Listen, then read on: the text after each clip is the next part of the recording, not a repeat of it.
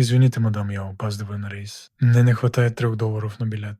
Может, сегодня сделаете исключение? Ну, пожалуйста, она же почти согласилась. Садись в машину на сегодня. Правда, на сегодня. Серьезно. Именно потому, что он не хотел потратить эти $3. Все это и случилось. Меня избили, а моя жена не выжила. Эти подонки сделали это только ради моего кошелька. Когда я с трудом поднялся на ноги, жена уже была мертва. К счастью, полиция задержала нескольких подозреваемых. Не оставалось лишь узнать одного из них. Номер 2. Снимите шляпу. Вот он. Я думал, он проведет остаток жизни в тюрьме, но все оказалось не так просто. Реакция полиции меня окончательно выбила из колеи. Ладно. Что? Все в порядке.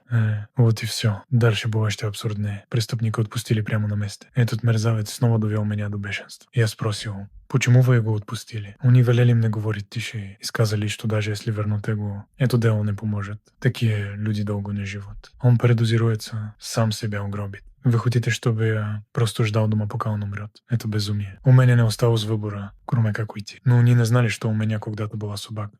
Ну так что тебе нужно?